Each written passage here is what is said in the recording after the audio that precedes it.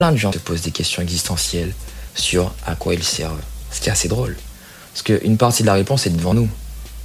Mais je pense que ce n'est pas exactement la vraie question. On ne se demande pas spécialement à quoi on sert. On se demande vraiment est-ce que ça sert à quelque chose ce qu'on fait. C'est pas la même chose. Alors... Bonjour tout le monde, bienvenue dans mes pensées. Je m'appelle David, alias Bimi, ce sera mon surnom ici. Parce que l'objectif, pour moi, un des objectifs principaux dans la vie justement, c'est d'être soi-même. Et ça tombe bien parce que le sujet du jour, c'est un sujet que j'avais traité hier, mais je l'avais traité sur une durée qui était probablement trop longue. 42 minutes, c'est difficile à digérer pour tout le monde, même pour moi. C'est l'existence humaine. L'existence humaine, elle est assez fantastique parce que, en soi, être un être humain, ce n'est pas si différent que ça des autres animaux. Il est temps qu'on reconnaisse de base qu'on est des animaux. On est des animaux évolués, mais quand tu nous compares à d'autres animaux, comme, pour certains ce sera rabaissant, mais tant pis, comme un cochon, nous avons deux pattes, nous avons deux pattes avant, deux pattes arrière, nous avons un museau, nous avons des yeux, des oreilles, etc. Il y a beaucoup d'organes qui sont quasiment similaires. Et d'ailleurs, ce qu'il faut savoir pour information, pour ceux qui ne le savent pas encore, c'est que, par exemple, les tatoueurs, généralement, quand ils s'entraînent, quand ils débutent, s'entraînent sur des cochons. Parce que la peau est assez proche de la nôtre. Donc, ne soyons pas trop pressés de les considérer comme étant trop différents de nous. Maintenant, nous manifestons aussi beaucoup de différences. Déjà, entre animaux, nous n'avons pas la même durée de vie. Il y a les tortues qui vivent 200 ans, il y a les criquets qui vivent 3 ans, quelque chose du style, il me semble. Je me trompe peut-être dessus. Et les éléphants qui vivent 80 années. Ils ont pourtant des tailles différentes, mais leur longévité n'est pas la même. Ce qui signifie que nous manifestons autant des similitudes que des différences. L'humain est assez particulier parce que l'humain, je trouve ça vraiment fabuleux. Qu'on ait la capacité de se questionner sur notre propre existence. C'est assez incroyable. Comment un système tel que nous, dont le but est la survie, peut arriver à s'autodétruire à travers des questions. Pourquoi j'existe? À quoi je sers? Qu'est-ce que je fais là? Qu'est-ce que c'est que ce bordel? Et bim. Des fois, une vie en moins. Moi, ça m'a toujours intrigué. Le suicide est quelque chose qui m'a toujours intrigué. Parce que le suicide, pour moi, c'est la question existentielle à son paroxysme de la négativité. Et il y a différentes façons de se suicider. Pour moi, certains se suicident en fumant. Certains se suicident en se droguant. D'autres le font. Il y a différentes façons de le faire. Je n'ai même pas besoin de les énumérer. Mais encore une fois, voilà, l'être humain est cette créature qui a la capacité de se questionner sur la qualité et la valeur de sa propre existence. Ce qui signifie que ces sujets sont plus importants pour nous que pour d'autres animaux qui font juste ce qu'ils ont à faire. L'animal que nous sommes a besoin de fondamentaux. Nous avons besoin de manger, nous avons besoin de boire, nous avons besoin de dormir, nous avons besoin généralement de nous reproduire, même si c'est plus optionnel que les autres possibilités. Et ça devrait peut-être probablement nous suffire dans la plupart des cas. Pourtant, nous nous retrouvons à produire énormément en matière de quantité de travail par rapport aux autres espèces, à nous mettre en compétition dans des situations qui ne le requièrent peut-être pas. Toutes ces petites choses nous font vraiment qu'on est spécifique et font que nous ne sommes pas que des animaux, nous sommes des êtres humains. Maintenant, quand j'entends des gens qui disent « ma vie n'a pas de valeur » ou quand j'entends des gens qui disent « à quoi ça sert de vivre », ce que j'entends vraiment dans leurs phrases, c'est « j'ai la sensation que ce que je fais n'a plus aucun intérêt, que la combinaison que je suis censé trouver entre le plaisir de faire et l'importance que ce que je fais a, c'est perdu en route. Je me sens perdu. » Donc essayons de trouver une solution à ce problème. Normalement, ça devrait prendre des années. On va essayer de commencer en 10 minutes. Après tout, les grands pas commencent par des petits pas. Cette question fondamentale qui est « à quoi je sers sur cette planète ?» pour moi n'est peut-être est peut-être problématique parce qu'elle n'est pas bien posée. La question n'est peut-être pas de savoir à quoi on sert avant tout, mais à qui on sert, comment, et est-ce que c'est assez reconnu, selon nous. Je m'explique. Nous sommes des créatures d'interaction. On vit ensemble. Que ce soit positif ou négatif, c'est comme ça. Je pense que c'est tant mieux. Tout le monde ne sera pas d'accord. Mais pour l'instant, c'est ainsi. Cela signifie que la notion de valeur que nous avons dépend des autres. C'est pour ça que nous prenons autant soin de la façon dont on s'habille, de la façon dont on parle. On parle d'une certaine façon pour plaire à un certain groupe.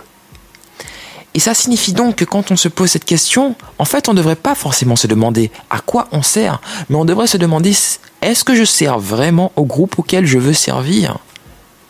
Peut-être que c'est ça le vrai problème. Peut-être que dans ta vie, par exemple, il faut aussi que je précise quelque chose, je vais te tutoyer, parce que pour moi, c'est une conversation entre toi et moi. Peut-être que dans ta vie, tu n'as pas la sensation justement d'être utile aux gens à qui tu veux servir. Peut-être que tu es utile à plein de gens, mais pas au groupe que tu veux servir. Et c'est peut-être ça le problème. Moi, je sais que j'ai rencontré ce problème très souvent dans ma vie. Le problème du « je veux aider tout le monde ». On est un peu dans ce monde kumbaya où on se dit « oui, mais il faut aider ces personnes derrière, c'est pas sympa, ce serait égoïste, c'est pas cool ». Ou tu as aussi des gens qui se disent « moi, je vais aider un maximum de gens, comme ça j'aurai un maximum de fric ». Chacun a sa version. Mais je pense qu'il y a un problème avec ce principe et cette façon de fonctionner. Et je l'ai découvert il y a 2 semaines en prenant des notes et en réfléchissant. Parce que vouloir aider tout le monde, imaginons le meilleur scénario. Le scénario dans lequel ça fonctionne. Le scénario dans lequel tu réalises que tu peux aider tout le monde. Génial pour toi. Mais combien de personnes qui auraient aussi, elles, la capacité d'aider une partie des personnes que tu aides mieux, combien de personnes ne pourront pas les aider parce que tu occupes déjà toute la place ? Je l'ai dit, on est dans un monde d'interaction, il faut aussi laisser de la place aux autres.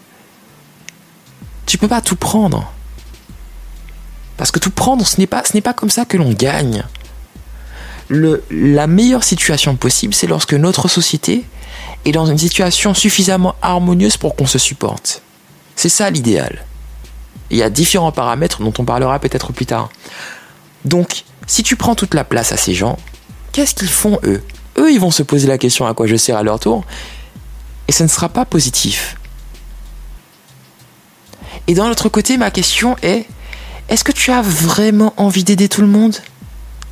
Moi, je sais que j'ai pas envie d'aider les gens qui s'aident pas. Je n'ai pas envie d'aider les gens que je ne vois pas faire d'efforts, que je ne vois pas essayer d'apprendre, que je ne vois pas prendre des initiatives pour progresser. Et ça, je m'en suis rappelé récemment, je me suis dit, mais David, à qui tu ne veux pas rendre service ? Il y a plein de gens à qui je n'ai pas envie de rendre service. J'ai même pas envie qu'ils m'écoutent. Pour moi, ce serait limite insultant de savoir qu'ils ne m'écoutent parce qu'ils ne feront rien de ce que je dis. Et je trouve ça, je l'ai dit une fois sur Quora, parce que l'une des raisons pour lesquelles je suis présent, c'est justement parce que j'ai constaté que j'ai passé une bonne partie de ma vie sur ce site, et que ça ne me va pas parce que j'ai besoin de mes mains. J'avais écrit une fois, l'une des choses les plus tragiques qui soit, c'est de se rendre compte qu'on a du potentiel et qu'on ne l'utilise pas. Parce que, par exemple, imagine, tu es trisomique, vraiment. Tu as atteint de la maladie. Ce qui signifie que normalement, mentalement, tu as une forme de dégénérescence, il me semble, si je ne me trompe. Pas dans un sens insultant, mais dans un sens factuel, tu as des dégénérescences. Ton cerveau ne fonctionne pas de façon optimale. Si tu rates un examen, si tu rates un exercice, et que techniquement, on s'y attendait parce que ton contexte fait que ça aurait été juste un miracle que tu y sois parvenu, c'est une chose. Tout le monde peut comprendre et tu peux le comprendre toi aussi. Ou peut-être pas, et peut-être que tu vas réussir à dépasser la situation. Mais dans la situation actuelle, on peut se dire, ok, vu son contexte, on peut comprendre. Mais si tu n'as pas de limitation et que c'est toi la limite, quel poids sur le cœur le fait de savoir que tu peux faire mieux, que tu aurais pu faire mieux. Par exemple, imaginons en ratant le bac alors que tu étais parmi les meilleurs de la classe il y a 3 ans, ou Comment peut-on ne pas se sentir down quand on se let down, quand on se laisse soi-même tomber? Et pour revenir donc à la question fondamentale de la question existentielle, je pense qu'on ne peut pas se sentir vraiment bien. Tu m'entendras pas spécialement utiliser le terme heureux. Mon terme à moi, c'est épanoui. Je pense qu'il serait très difficile de se sentir épanoui en sachant que les gens à qui on veut servir, on ne les sert pas de façon optimale. Donc, si un jour ça t'arrive de te poser cette question en te disant « Purée, est-ce que ce que je fais a de la valeur ?» Ce qui signifie en vrai, est-ce que ce que je fais contribue à aider un groupe que je veux aider et me procure suffisamment de plaisir pour me dire que la peine que je ressens durant l'effort en vaut la peine? Quand tu arrives à ce stade, pose-toi cette question. Qui je veux servir? Comment je veux les servir? Quel problème je veux résoudre? Et qu'est-ce qui fait que malgré la peine que je vais ressentir, qu'est-ce qui fait que de moi en moi, ce n'est pas quelque chose que tu contrôles, ça c'est en toi. Qu'est-ce qui fait que cette chose en toi va te procurer du plaisir? Et qu'à la fin de ce challenge, tu te diras « Waouh, j'ai souffert, ça a été dur, mais je ne regrette absolument pas. » Et ça, c'est puissant. Merci de m'avoir écouté. Je te dis à bientôt.